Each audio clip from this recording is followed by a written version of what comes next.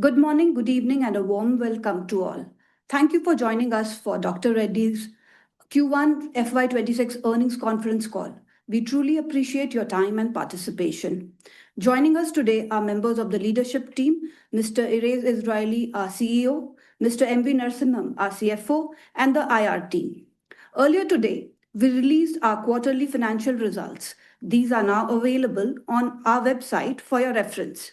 We'll begin the session with MVN presenting an overview of the financial performance for the quarter. Following that, Erez will provide his perspective on the business highlights and the strategic outlook. We will then move to the Q&A segment as mentioned by Ashwarya. Before we proceed, please note that today's call is the proprietary material of Dr. Reddy's Laboratories and cannot be rebroadcasted or attributed in any media or press outlet without prior written consent from the company. This session is being recorded, and both the replay and the transcript will be made available on our website shortly. All commentary and analysis during this call are based on our IFRS consolidated financial statements. In addition, the discussion may refer to certain non-GAAP financial measures. A reconciliation to the GAAP measures is provided in our press release. We would also like to remind you that the safe harbor provisions as detailed in today's press release apply to all forward-looking statements made during this conference call. With that, let me now hand it over to MVN to present the financial highlights for the quarter. So thank you, Richa. A very warm welcome to all. Thank you for taking the time to join us today.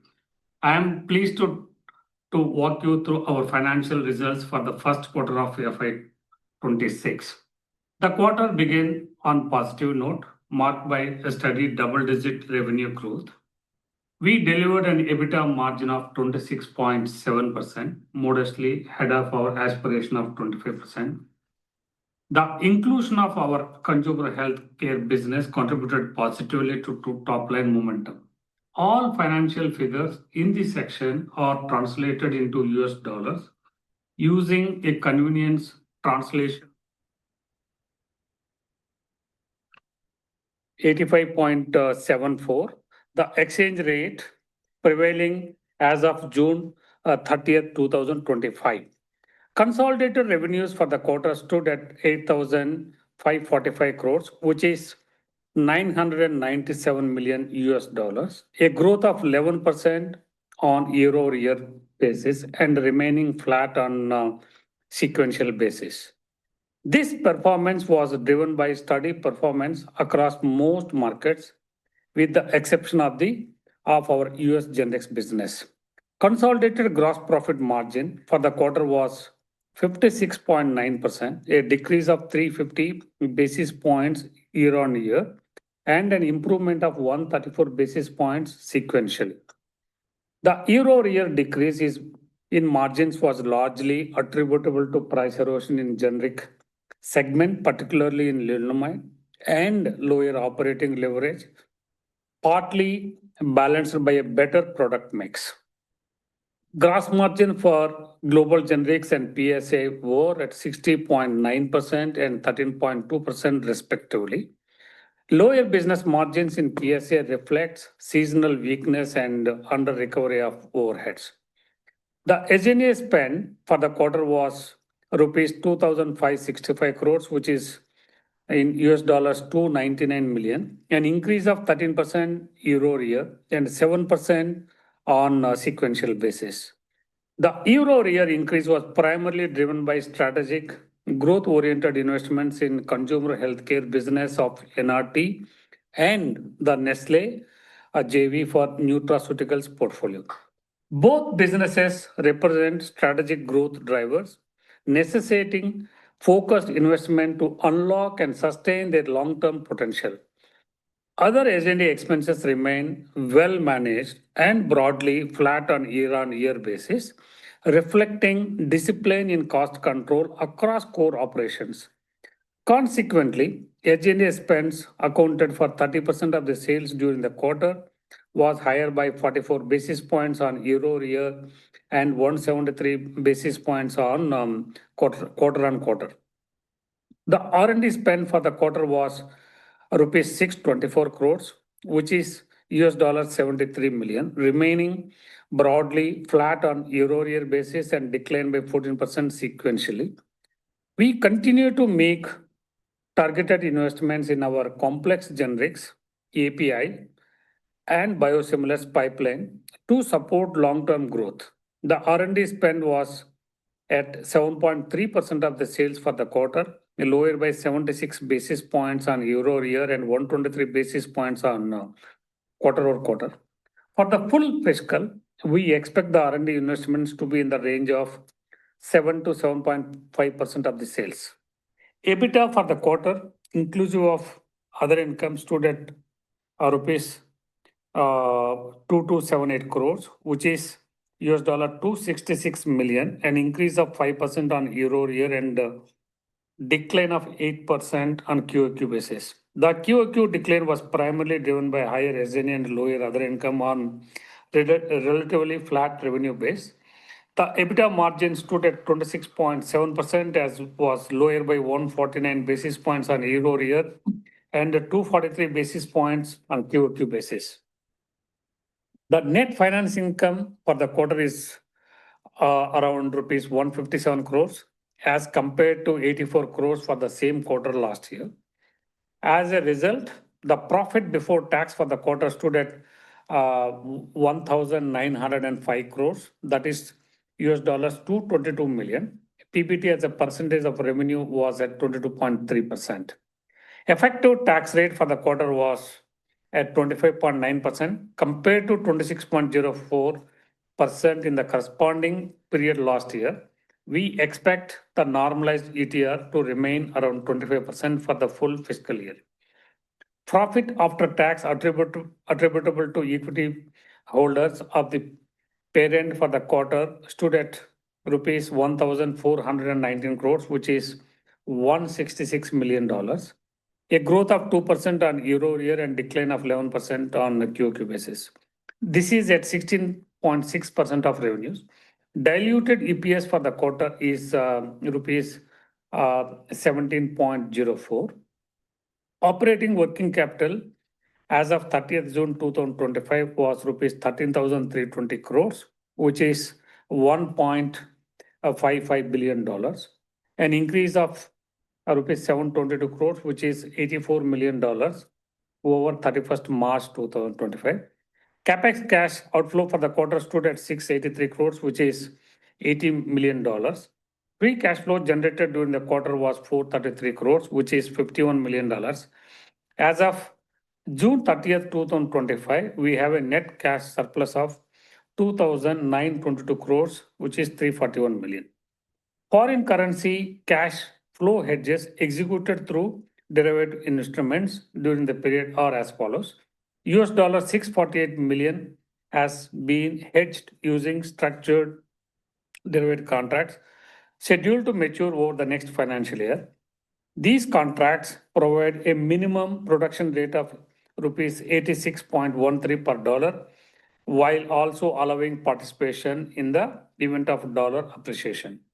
Ruble 3.7 billion hedged at a fixed rate of 1 per Russian ruble, with maturity falling within the next 4 months. With this, now I request Ares to take us through the key business highlights.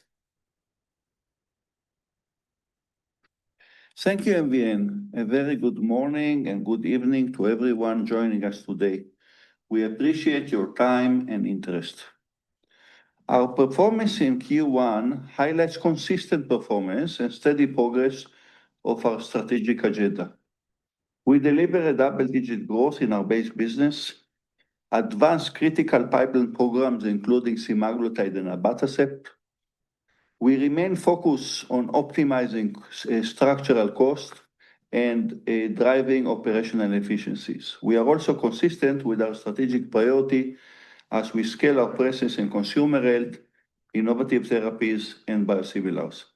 Overall, our results were broad-based except some softness in the US generic market.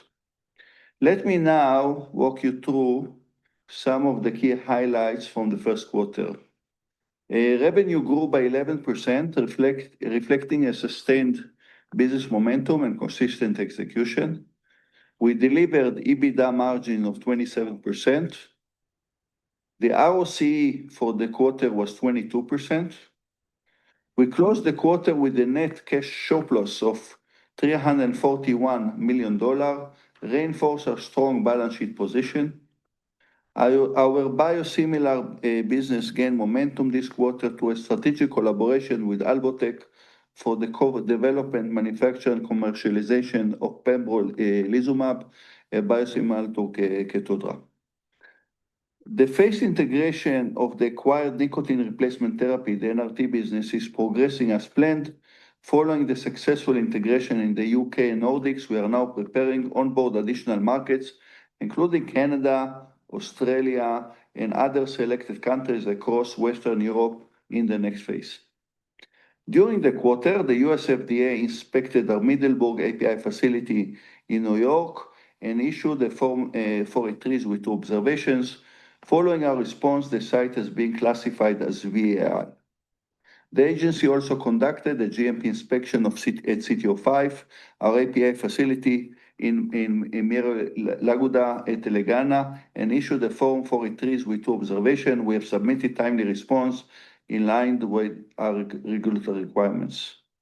Last week, US FDA conducted GMP and pre-approval inspection at our FTO 11 formulation facility in Srikakulam, Andhra Pradesh, resulting in 443 with 7 observations. We will respond within the required timelines. In recognition of our sustained commitment to sustainability, our Carbon Disclosure Project CDP rating for 2024 was elevated to an A in the climate category, making us the only Indian pharmaceutical company with this score and placing us among the top 2% of any companies globally. We are also retain our leadership status in the water and supplier engagement categories, reflecting our consistent performance across key environmental dimensions. Let me take you through the key business highlight for the quarter. Please note that all financial figures mentioned are reported in their respective local currencies. Our North American business generated revenue of $400 million for the quarter, a 17% year-on-year decline and 4% decrease sequentially. The softness in the market was primarily due to price erosion in selected products, primarily lenalidomide, as well as timing of procurement of this product by certain customers. During the quarter, we launched 5 new products and expect a pickup in the launch momentum in the remainder of the fiscal year, which is expected to support the recovery and drive growth in this segment. Our European generic business delivered revenue of $131 million for the quarter, making it a 124% year-on-year growth, a 6% sequential decline. The year-on-year performance was primarily fueled by the contribution from the acquired nicotine replacement therapy portfolio and the new product launches, which provided an offset to some pricing erosion. During the quarter, we introduced 13 new generic products across European markets, further strengthening our portfolio and reinforcing our growth trajectory. Our emerging market business reported revenue of 1,404 CR rupees in Q1, reflecting a 10% year-on-year growth and a flat sequentially. Growth was primarily driven by higher volumes and further supported by new product launches. During the quarter, we introduced 26 new products across multiple countries, reinforcing our commitment to expanding access and deepening market presence. With this segment, our Russia business delivered a 17 year-on-year growth and 2% sequential increase in constant currency terms, underscoring its continued momentum despite macroeconomic challenges. Our India business reported a revenue of 1,471 crore rupees in Q1, delivered a double-digit year-on-year growth of 11% and 13% in sequential increase.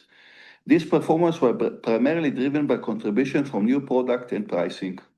According to IQVIA, we continue to hold our position as the 10th largest player in India pharmaceutical market and have outpaced market growth with moving annual total growth of 9.2% compared to IPM of 8% growth and MQT growth of 11.2% versus IPM growth of 8.6%. During the quarter, we launched 5 new brands, including 2 innovative assets, Beyfortus, which is a RCV vaccine, and the product called Sensimium in Q1, further strengthening our domestic portfolio and reinforcing our growth momentum. Our PSAI business reported revenue of $95 million in Q1 FY26, registering a 4% year-on-year growth while experiencing a 14% sequential decline. The business momentum is expected to pick up in the coming quarters, positioning us to return to a double-digit growth trajectory for the fiscal year. During the quarter, we filed 12 drug master files. We remain committed to strengthening our pipeline as a key driver for future growth, while actively pursuing a strategic collaboration to accelerate innovation and expand our capabilities. Our R&D efforts remain concentrated on complex generic high impact like GLP-1 group and biosimilars, which are central to our long-term value creation strategy. During the quarter, we completed 11 global generic filings. As we move through the fiscal year, our focus remains on strengthening our base business, advancing key pipeline assets like semaglutide and abatacept, building commercial strength in regulated market, and improving efficiency and cost structure. We are actively exploring strategic partnership and acquisitions to diversify and strengthen our portfolio. These efforts reflect our commitment to agility and disciplined execution in a very dynamic market environment aimed at delivering sustainable value for our stakeholders. With that, I will welcome your thoughts and questions as we move into the QA session. Thank you, Erez. We will now begin the question and answer session. To join the question queue, please use the raise hand option available on the bar at the bottom of your Zoom application. If you wish to exit the question queue, you may click on the lower hand option. Participants are requested to not ask more than 2 questions at a time and to rejoin the queue in case of any incremental queries. I would like to reiterate that the chat will not be monitored for any questions to the management. However, in case of any technical concerns, please do feel free to use the chat option to reach out to us. The first question is from the line of Amey Chalke from JM Financial. Amey, please go ahead.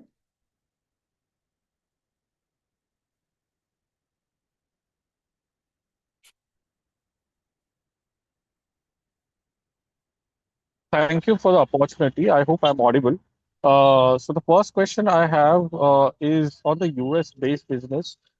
Is it possible to give some guidance on how it has performed quarter on quarter, whether it has improved or gone down directionally, and how the base business is expected for the FY26 as well for the US? Sorry, there was maybe something with the mute button or something. Can you just repeat your question, please? Yeah, I was asking the US-based business, how it has performed Q1Q basis, whether it has increased or decreased directionally. And for FY26, what is our outlook for the US-based business? Yeah, so the base business in the US was... Yeah, the base business in the US decreased. It's primarily timing. So I will say I don't see anything relatively special. There were some key products, especially Suboxone, in which there were kind of orders that move from a quarter to quarter. I would not give too much importance to it. Overall, the base business, the way I see it, going to be flat to single-digit growth like we normally are discussing. It, of course, depends on the success in some product launches that we are going to be.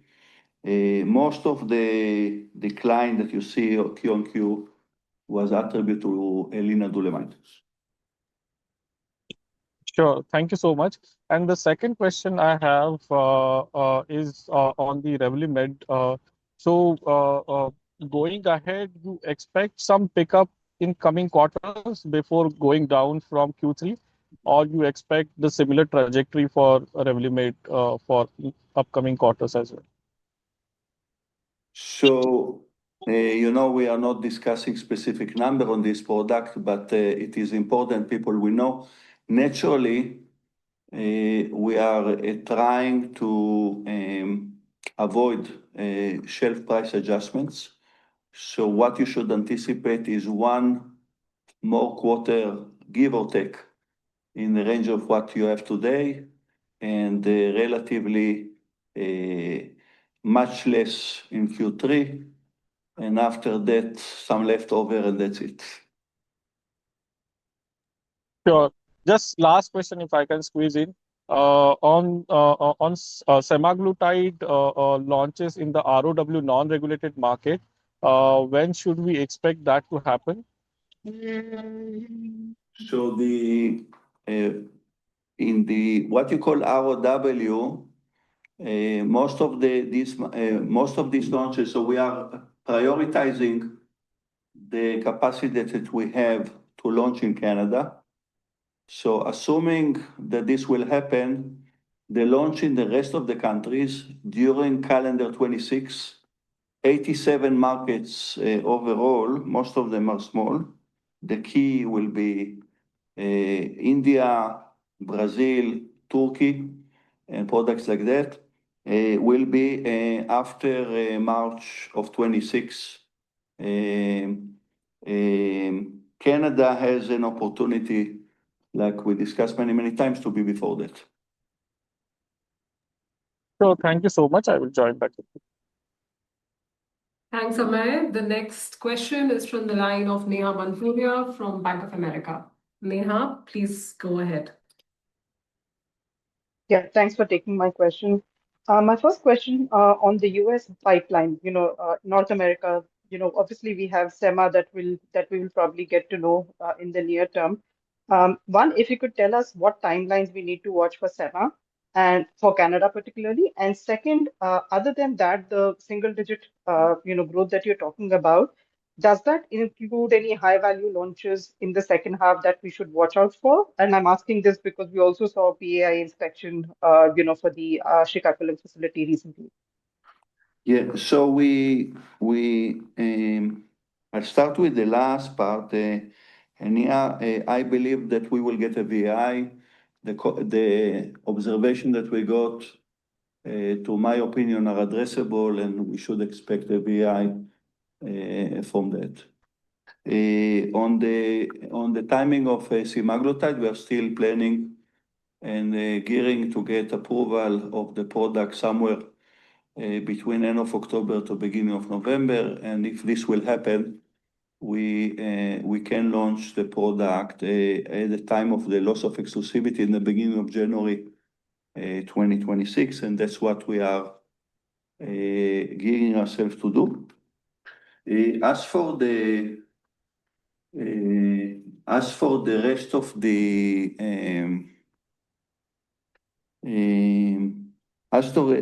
the products, with this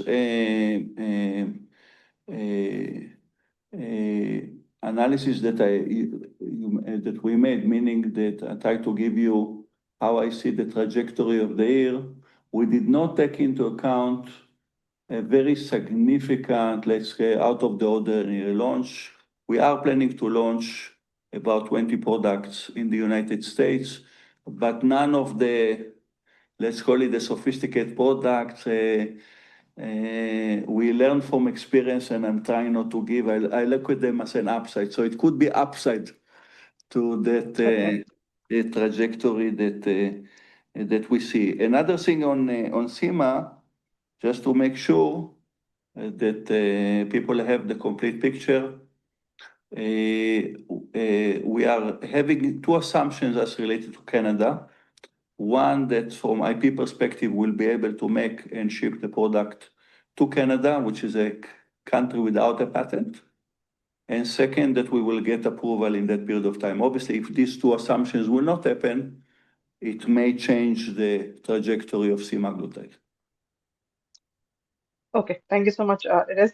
And then on another question for you, I was just looking at the gross margin trend for this quarter. Given a quarter where we've seen a fair bit of erosion in Revlimid, they still managed to improve gross margins. If I were to think about the full year, how should we think about gross margins, particularly going into fiscal 27? And historically, you've also mentioned that SG&A cost will be in the 28%, of sales range, but obviously it's tracking higher. So is it fair to assume that, this is the new range for SG&A cost, the closer to 30% mark that we have reported in this quarter? So let me first, thanks, Neha. And as far as gross margin is concerned, I think at least for this year would be in the similar levels. And because there could be a higher sales from the base businesses in the branded markets and other BUs. And that's where I think for this year and next year is like a clearly, I just don't want to give any number at this point of time range also like this definitely once we launch in the semaglutide, we can model it. That's where it is, I think we can see. As far as SG&A is concerned, I think we even for the on the full year basis, it should be in the zone of like a 28 to 29% zone, not like at 30%. What I just want to make sure, Nia, if we successfully launching semaglutide, we should be absolutely good in all the parameters that we are familiar with, meaning the EBITDA as well. So we are aiming that the base business will be always north of 50%. And in semaglutide, it should be even more than that on the gross margins and the EBITDA, obviously, like always, 25 or north of it. In the time in which we don't have Lina and we don't have Sema, likely that these parameters will be lower than that. Understood. Yeah. Got it. Thank you so much, Erez. Thanks, Neha. The next question will be from the line of Damayanti Kerai from HSBC. Damayanti, please go ahead. Yeah, hi. Thank you for the opportunity. My first question is again on lenalidomide.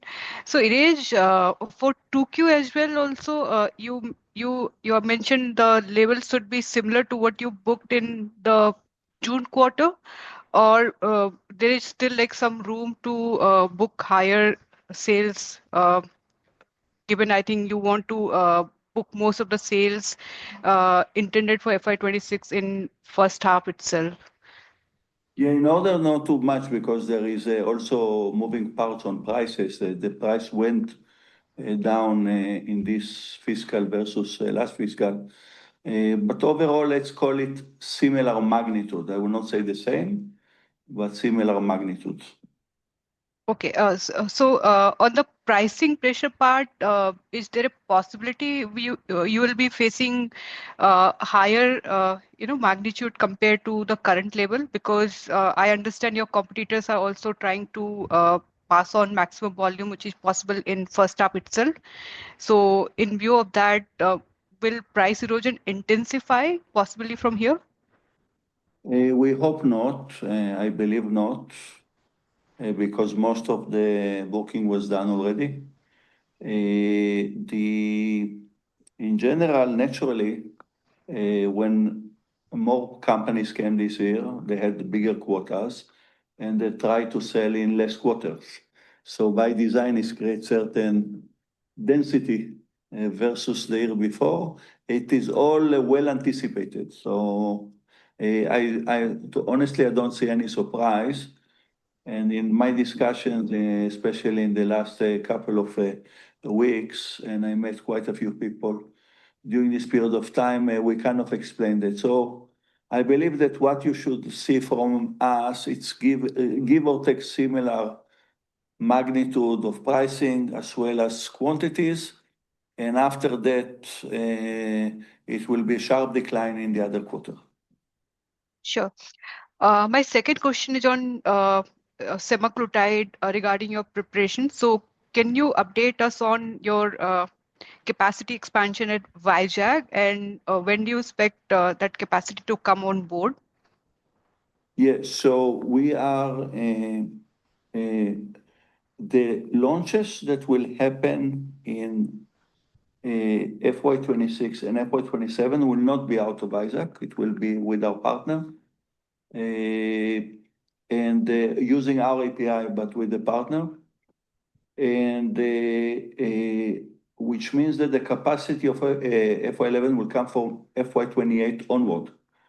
We will likely to have in the beginning with our partner about 12 million pens in FY27. And if you look at calendar 26, because it's very relevant for the potential Canadian launch, it's about 10 million pens. This is what we are planning to have. Okay, so for 26 and 27 fiscal year, you are good to go with 12 million pen capacity from your partners. Do you think that that will be sufficient to gain meaningful market share in the market which you are targeting? We believe so. We believe so that naturally we would love to have more, but we feel very confident about this magnitude.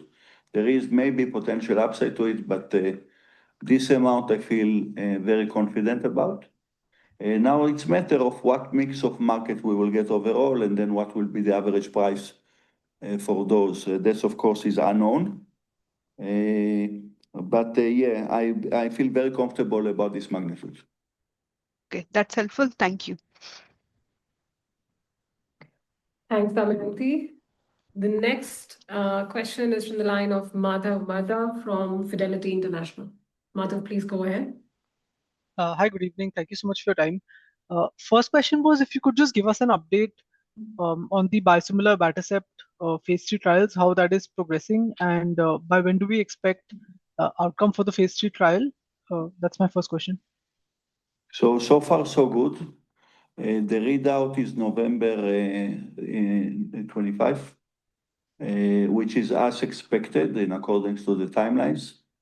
Following the readout, which I hope will be, hope and believe that it will be positive, we are planning to submit the BLA in order to be on time for the market formation, which is December 26 or January 27, let's say, if we look for the realistic launch, because there are some registration post-approval. Just to make sure that you have the full picture, the launch in the beginning of calendar 27 can be of the IV formulation. The subcutaneous formulation, because of IP, will be a year later. Understood. Yeah, that's quite clear.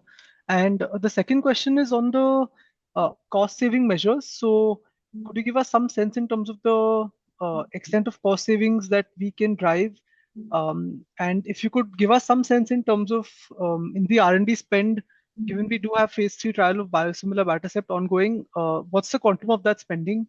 And I'm assuming that spending should not recur next year. So the extent of cost saving that we can drive for the organization next year. Thank you. No, absolutely, you got it right.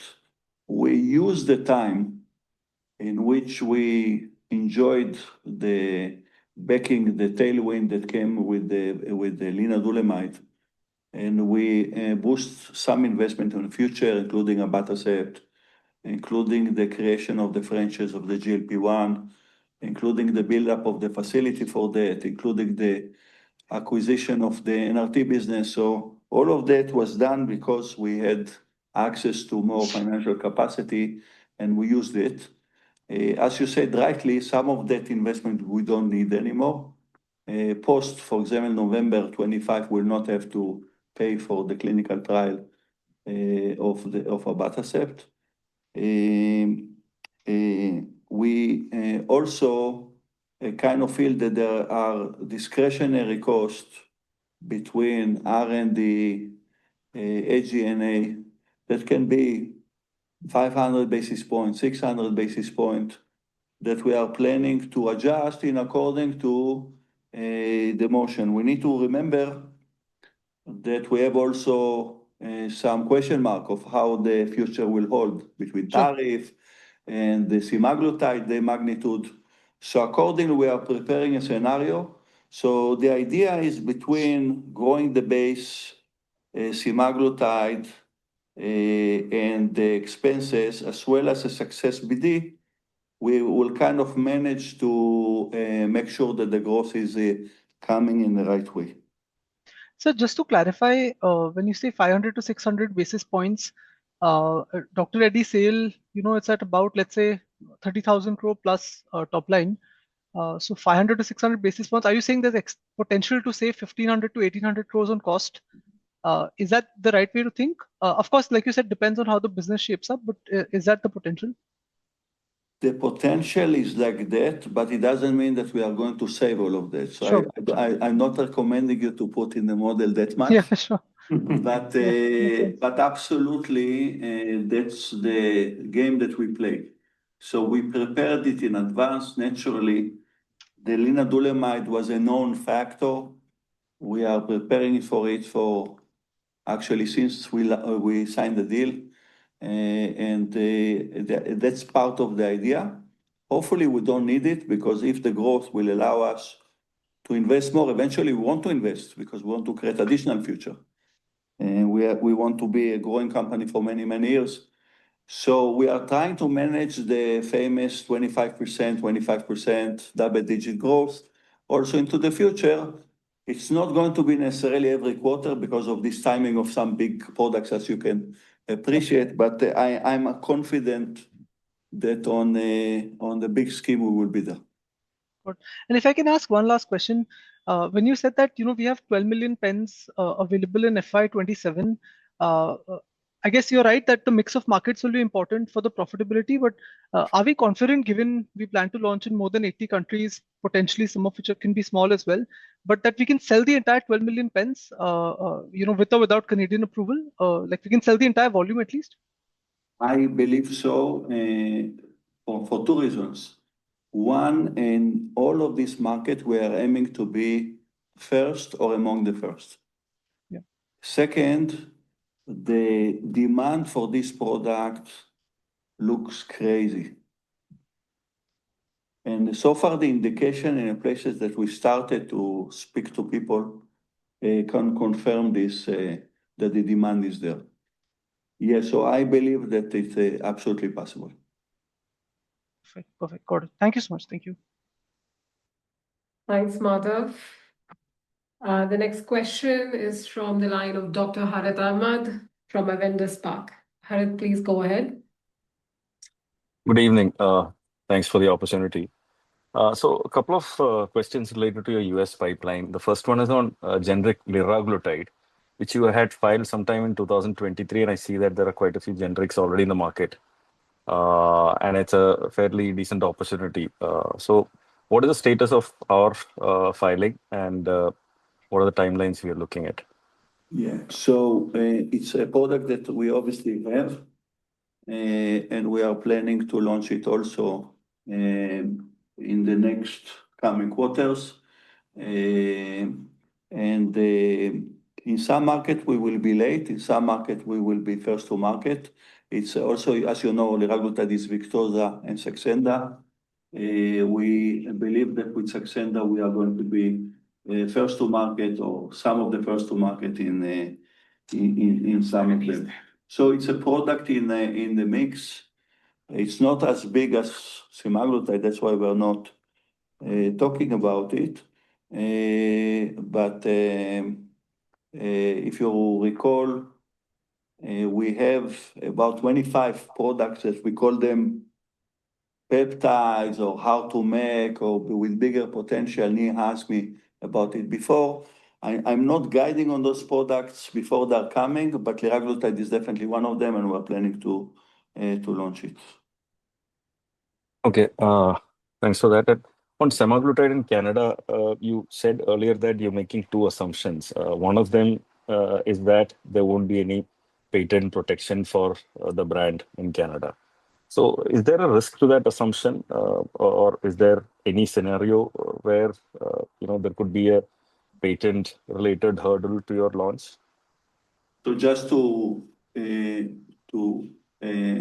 correct, there is no patent in Canada. What keep the product from being launched is a data exclusivity that will expire in January 26. There is a patent in India that we are now litigating in Delhi High Court, and of course, so far we are following the instruction of the court, and we are preparing for that. And the second is that we need to get approval. If both will happen, we will be good. I don't see a IP situation in Canada that will stop us. Okay, thanks for that. I'll get back in the queue. Thanks, Harith. The next question is from the line of Dr. Bino Patim-Parampil from Elara Capital. Bino, please go ahead. Hi, good evening. Most questions got answered, just a couple of them. On the PSAI gross margins, it has been, it was very weak this quarter. I think your press release talks about some operating leverage issue. But if I look at the top line in PSAI, it has not changed materially YOY or QOQ. So why then the gross margin decline from mid-20s to low teens? Yeah, so actually the API business is healthy. And the reason for that is some of the demand products for the US are also being back integrated. And also the way we build the inventory. So if you wish, it's attributed to the internal sale. Once there is less internal sales, there is more cost allocation on whatever you sold, in according to accounting. And that's what created, it's actually a very healthy business, and it's growing. And you'll see that it will correct itself in the next coming quarters. Understood. In others, I see about 165 crores, which is more than the usual quarterly run rate. Is there any one-time other operating income there? So in this, we have a out licensing income from our origin. So that is like it's always, I think it's part of our regular business. I think business, that's what is there. This quarter we have that income. Got it. Thank you. I'll jump back to you. Thanks, Bino. The next question is from the line of Sayan Mukherjee from Nomura. Sayan, please go ahead. Yeah, hi. Thanks for taking my question. Sir, can you share the PLI income or the government grant that you generally share for the quarter? So Sayan, here, if you remember, like overall 1,000 crores over a period of 6 years, I think the first 4 years quota we have already, because we have got additional approvals, and then we accounted for FY26 PLI is not much. I can say almost is zero. Then once again, you will see the PLI income in FY27-28. Okay, so there is not much in this quarter, is what you're referring to. Not this quarter, and for the full year also is almost let me put it, I think is very small value is there, not very big. Okay, sir, understood. And on the PSAI front, with regard to Origin Pharma Services, if you can throw some light, how you see the CDMO business scaling up, and what kind of customer or profile of customer and kind of products or services you're offering? So it is growing. I don't remember how much we sold, but I think $17 or $18 million this quarter or something like that. We are gearing up for about $100 million of sales for the full fiscal. It's a combination of small molecule CDMO as well as biologic CDMO, primarily ADC. It's a kind of a combination of both. It is growing nicely. It is not that we are going to be a CDMO company, but it's a nice growing business as we speak. And we see that there is enough traction for those that wants kind of our size of business, and that creates synergy with Dr. Reddy's. Those that are not afraid from Dr. Reddy's, but actually want to have a synergy with us, especially as related to collaboration on clinical trials, R&D activities, and even marketing rights in emerging markets. Understood. But it is like, do you have from $100 million this year? I mean, what should we expect? Let's say 3-5 years down the line. Do you have some line of sight of growth on this business? Yeah, it should be between $250 to $300 million by 2030.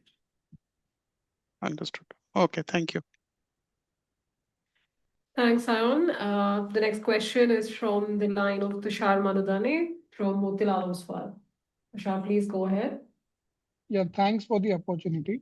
So just on this Keytruda biosimilar, if you could, share, throw some insights in terms of the kind of spend that will be done on the clinical trial on a combined basis, Dr. Reddy as well as Alvotic basis. Yeah, if you recall, we are targeting on biosimilars, being a relatively young organization in that space, to try and bring products that want to do ourselves a product with relatively less level of competition. And this is how we target abatacept, daratumumab, and these kind of products. Pembro is a molecule that many markets wants, naturally being a very important molecule in this space. But we felt that it's likely to be crowded. So the exemption of phase 3, no phase 3, plus collaboration, plus the ability to licensing, create a situation in which the level of net investment is not much. And then it can create a very good ROI, especially when we are going to the relevant markets. So the intent is to launch it in many markets, including the United States, including in Europe, but with much less burden of a prior investment. This was the thinking behind it. Got it. And the trials, again, given that this molecule has been there for multiple indications, so what is the thought process, like we'll be progressing with certain indication to start with, and then, or the clinical trials of the biosimilar version would be as good as the innovator molecule? So you don't need to do it for the indication. Actually, the type of trial that we do allow you in each one of the market to get the same indication that is approved for the relevant market of Keytruda. So you don't need to do it for multiple indication. You can have one trial and get all the relevant indications, as it's going to be interchangeable product. Got it. And just one more on the R&D spend, this year, it's relatively less as a percentage of sales, like almost 7.5%, summing up to, let's say, compared to FY25, which was almost 8.5% to 9%. Given that we have such complex assets in the pipeline, what is sort of the thinking to sort of reduce the R&D spend both as a percentage of sales as well as maybe on the absolute amount as well? Like I mentioned before, we have certain level of 500 to 600 basis point that of what I call discretionary that we can play with in order to match the sales growth as well as to the expenses. R&D is part of it. So right now, you should think about 7%. We have, of course, enough project to go more than that if the P&L and the numbers will allow us, we will do that. And if not, we can go even down to 6%. So we have that flexibility. Like I mentioned, the profitability of the company, very important for us. This is the level of flexibility that we have on the R&D. Right now, we are somewhere in the middle, waiting for to see how the next quarter will evolve. Got you. And just one last one, if I may, and while there are many questions asked on semaglutide, but just broadly, you think this is like sort of a 2-year opportunity, 1-year opportunity, or much more than that? First of all, I see that as a many years opportunity. Actually, we are entering a decade of GLP-1 products. Obviously, it's not going to be, it's going to change and evolve. At the beginning, it will be more like to start to be in the market, to try to get in those markets that will be first or among the first certain premium, selling our capacity. We believe that this segment will grow significantly. We will add capacity. There will be more volume, obviously lower prices. And we are going to see branded play, whether consumer care play, like in the obesity or, differentiated devices and stuff like that. So actually just the beginning of the journey. More products will be added. By the way, the full portfolio of GLP-1 for the company is 26 products. Obviously, the semaglutide as well as the Eli Lilly product will be the biggest. And we are trying to get for each one of them to be first to market as well as to create some differentiated play. So it will evolve. 2026 is just the first year that we will significantly deal with these products. Sure, sir. Thanks. Thanks a lot for this. Thanks, Tushar. Participants are requested to restrict the number of questions to 2 to ensure that everyone gets an opportunity to interact with management. The next question is from the line of Shyam Srinivasan from Goldman Sachs. Shyam, please go ahead. Yeah, thank you. Thank you for taking my question. Just the first one is on, we did CapEx of 80 million. We have about $350 million in cash. So just want to understand outlook on CapEx for the year. Where is it generally being spent for? And the sub question is on 350 million of cash. So what is the, other than CapEx maybe, what is the other areas or avenues where we are looking to deploy this cash? So CapEx is this year also would be more or less like last year level. We are overall for the full year, we are expecting cash outflow for in the range of 2,500 to 2,700 crores. That is the level. And then this entire CapEx also the large investments is going for peptides and biosimilars. As you know, we are looking for BD. Like I mentioned, we have 4 levers of growth. The baseline growth, special products, cost optimization, and BD. We believe not just this cash, we have also the ability to borrow, that we have $2 to $2.5 billion of financial capacity. And we are engaging as we speak with BD, and hopefully will come. I know BD you can never guide, but we are definitely working on it and we see growth opportunities. So is the 2.5 is like, what is the net debt to EBITDA or what is the leverage you have in mind? This is Shyam is going to be like a max of 0.5. Understood. Okay.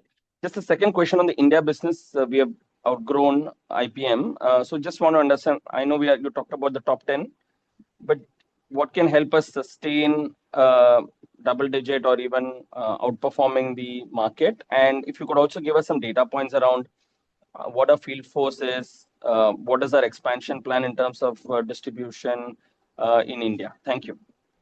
Sure. So Shyam, we decided, and I know you are fully aware of it and appreciate it, that we will not focus on branded generic at the time. We believed that the growth in India will come primarily by introducing innovative products, which are better than the standard of care that is used today in the market. And the growth that you see now is part of that. So we are launching innovative products in addition to the branded generic. So the branded generic will be like normal price adjustment with some minor volume growth. We will not be that special on the branded generic. Some products will do more, some less. But our key, and that's why I believe in the consistency, is because we signed many deals so far on branded product and more to come. So we believe that we will outpace the market, and that's what will grow our ranking. I'm still committed to the number 5 in the market. We are doing it in a slow way because we are not acquiring to be there. We are growing that organically, actually inorganically, if you consider in-licensing in. And that's what we are planning to do. We should see consistent double-digit growth in India in the coming quarters and years. Just a data point on the field force, Ares or MEN. Sorry, yeah. Yeah, about 10,000 people in the 50 teams. Understood. Thank you and all the best. Thank you, Sean. The next question is from the line of Surya Patra from Phillip Capital. Surya, please go ahead.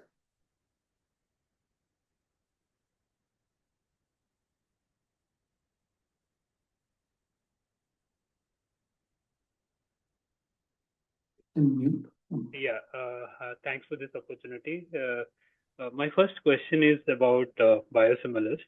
So it seems that we are busy in licensing, doing deals for biosimilar to expand our portfolio there. Could you provide some pipeline visibility for US market, let's say starting from FY27 or 28?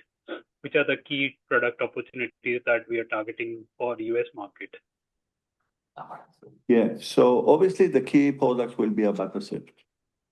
Abatacept, like I mentioned before, end of calendar 26, January 27, we should launch the IV product. And in the year after, we will launch the subcutaneous. Sorry? Okay. Yeah. Second product, I missed that. So if you can just.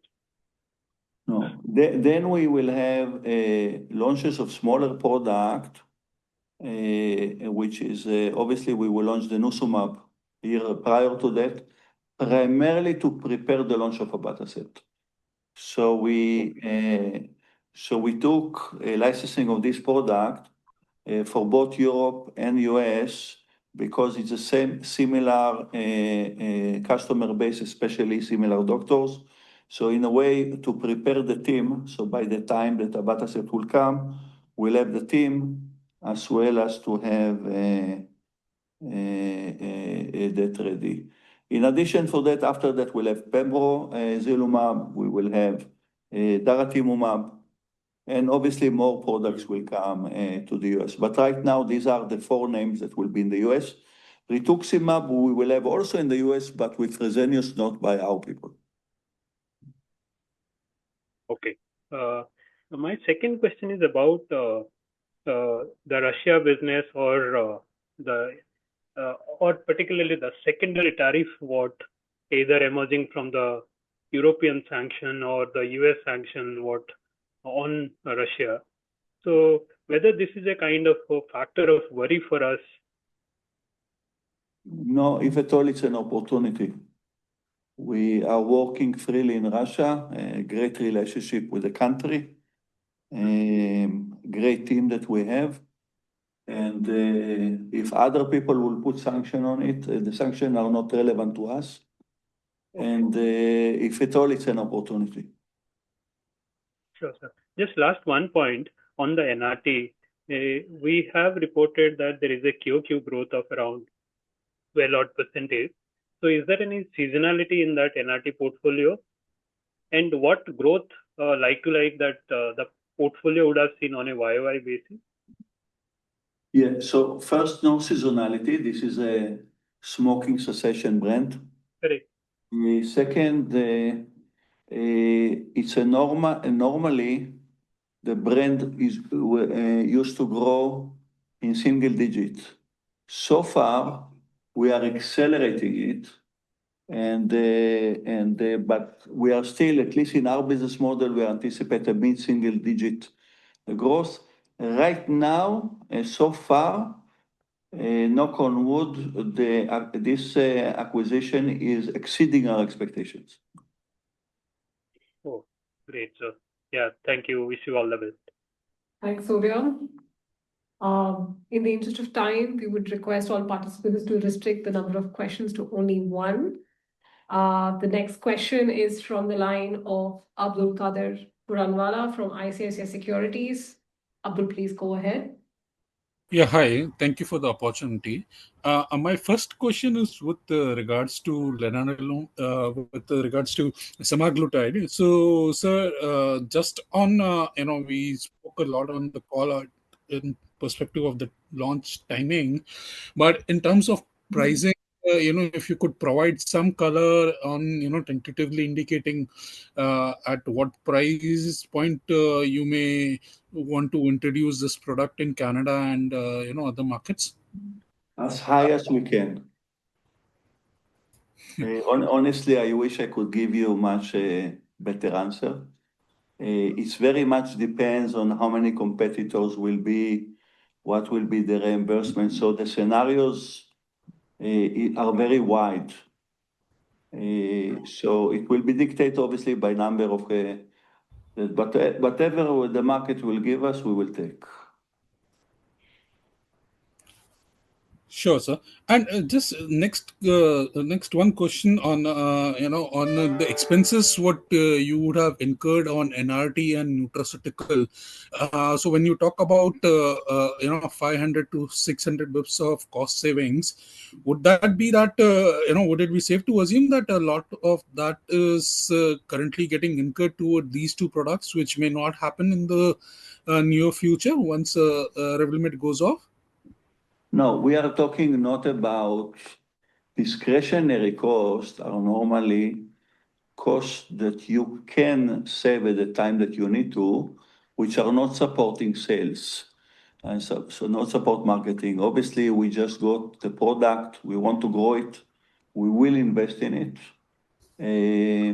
We are talking about things that are good to do also on the ongoing basis, but for sure, if you need to save money, less traveling, less meetings, less consultants, etc. So this kind of the discretionary that will not touch the sales. We are not desperate. We are actually very comfortable with what we do. We knew that Lina will come, but no, we are not planning to cut expenses that are supporting the growth of the company. The priority is to grow the company. Got it, sir. Thank you for answering my questions. Thanks, Abdul. The next question is from the line of Forum Parekh from Bank of Baroda Capital Markets. Forum, please go ahead. Yeah, thank you for the opportunity. Most of my questions are answered. Just on the NRT front, should we still assume EBITDA margin to be 25%, or would it be in the neighborhood? If you can just throw some light on that. Yes. Okay. Yes, you can. And on the Europe front, ex of NRT, the growth has come down to 15%. So going forward, do we expect it to bounce back to above 20% kind of growth as we have new product launches and biosimilar launches? Or can we work out with 15% kind of growth? First of all, to grow double digit in generic business, it's not bad. Yeah, once we will launch the biosimilars, it will accelerate this growth. It's hard for me now to calculate the percentage because I think we are launching each one of them in 10 countries and it's pretty complicated. But let's say we should expect double digits from Europe. But if it's 15 or 20, it's hard for me to tell per quarter. The important part about Europe is it's all average activity. These are all products that we have not just for Europe. And that's the beauty of this business. It's adding to the economy of scale. And so far, so good. Yeah, so it's in the neighborhood of what you said, maybe plus. But I'm taking a disclaimer that I don't know what will be exactly the timing of the biosimilar and how it will contribute to that. Sure, no problem. And lastly, if I may squeeze in, can you just throw some color on how do you see ahead of the semaglutide launch in India?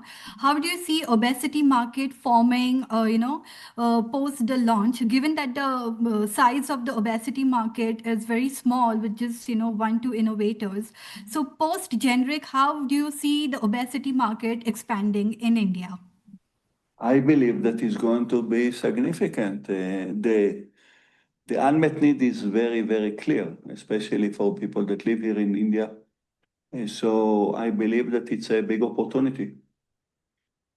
Would it be possible for us to quantify? I don't want to give you unreliable numbers. It's big. The potential is big. I don't know to say how much. Okay, thanks. No problem. Thanks, Forum. The next question is from the line of Shashank Krishna Kumar from MK Global. Shashank, please go ahead.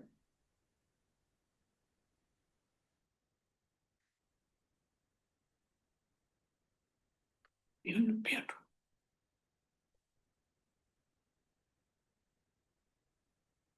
on mute. He's in mute. Shashank, can you unmute yourself? No problem. Okay, you can ask for the next person. Hello. Yeah. Yes. Yeah. Am I audible? Yes. Yeah. My first question was on the out-licensing income, which we booked this quarter. Is it possible to quantify that? It's 120 crores. Got it, sir. So my second question was more from only Shashank, just I would like to add, this is not like a one-time income. This is like a always, I don't know, few quarters in a year, or I think going for it always will be there.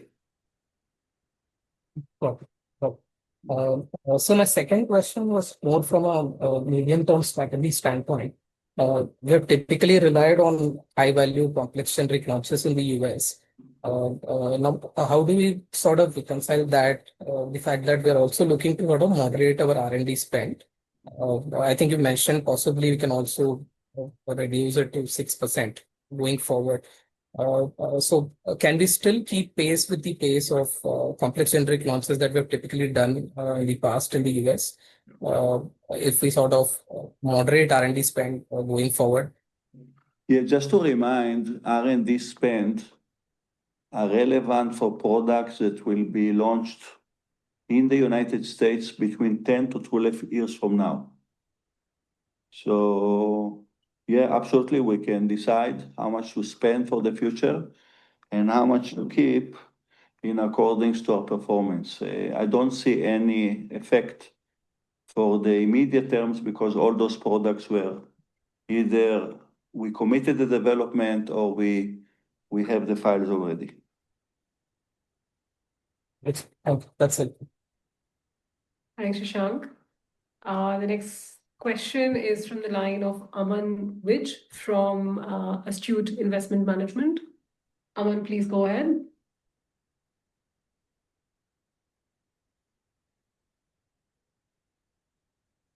Aman? Aman, your line is unmuted. Yeah.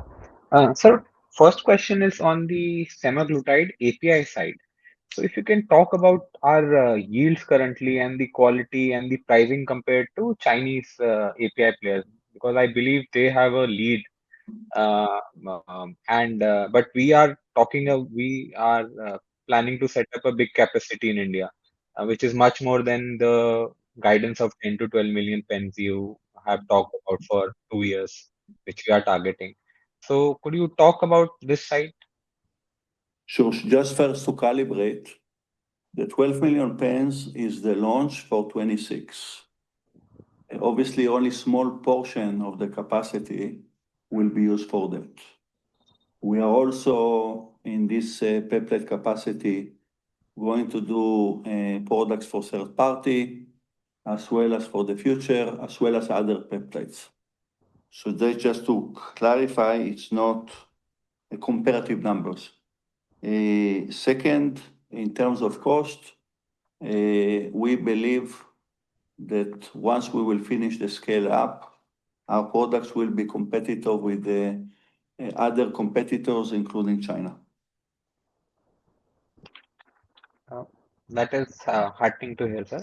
Second question is on the Delhi High Court patent challenge, which I think by next week we will get an answer. But I'm saying, in my understanding, in worst case scenario, isn't it just that even if it goes against us, it means we will be able to launch only 2 months later because India patent expires in March versus Canada in January. So it doesn't delay beyond 2 months in worst case scenario. Is the understanding correct?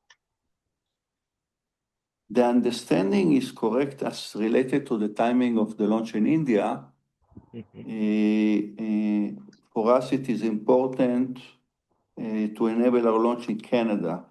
So the Canadian launch then will be more than 2 months. If it will not go our way, obviously I cannot react because it's the laws in India. I'm not reacting on any pre-justice situation, but we believe that it's going to go in the way that will be satisfactory to us. Sure, sir. Just final question. You've talked about 10, 12 million kind of capacity which we have tied up with, say, the fill finish players and the pen players. So in, say, good case scenario, if the demand is, say, 2x our initial assumption, uh, do we have arrangements with both the parties, the suppliers as well as the fill finish players, that if the demand is way more, because I believe there is shortage of capacity in terms of both fill finish and devices. So is there a case where if the demand is 2x, we can somehow arrange 2x volumes also? 2x for calendar 26 will not happen. 27, sir. You said similar number for 26 and 27, right? So I was more worried on 27, not on 26. Yeah, so I just make sure that you got it right.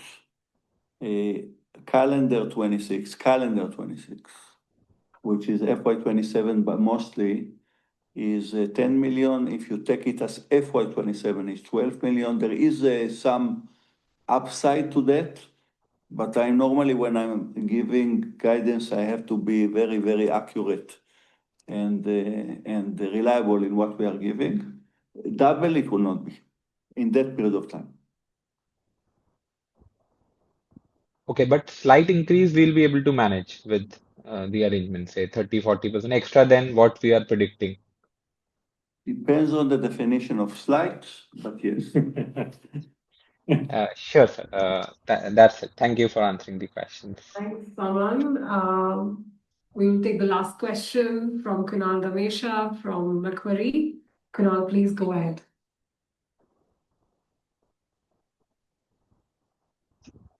Hi, good evening. Thank you for the opportunity. Just one on SEMA Canada. So, because there are two brands, one for type 2 diabetes, which is Ozempic, and one for weight loss, Wegovy. So, currently, Canadian authorities are not reimbursing Wegovy. So, for the weight loss indication. So, how are we planning to tackle this issue when we launch our product? We are going to launch only Ozempic, generic Ozempic.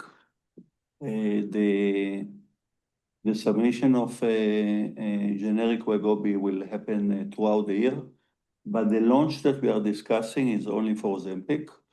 I do not anticipate any issues with that. Sure, sure. And can you help us also understand the split of this 10 million pen capacity that we have between single-use pen versus multi-use pen? Because semaglutide in Canada is available in both versions, multi-use as well as single-use pen. So the quantity that I mentioned is in a single-use terms. So 1 pen per week is the is the way to look at it. Yeah, it's like equivalent to 1 pen a week. Sure, sure. Thank you and all the best. Thank you. Thank you. Thank you. With that, I now hand the call over to Richa for the closing comments. Thank you all for joining us today. We appreciate your continued interest in Dr. Reddy's and the time that you've taken to engage with our Q1 FY26 results. If you have any further questions or require additional information, please feel free to reach out to Aishwarya or myself. With that, this concludes today's earnings conference call. Stay safe and take care. Thank you.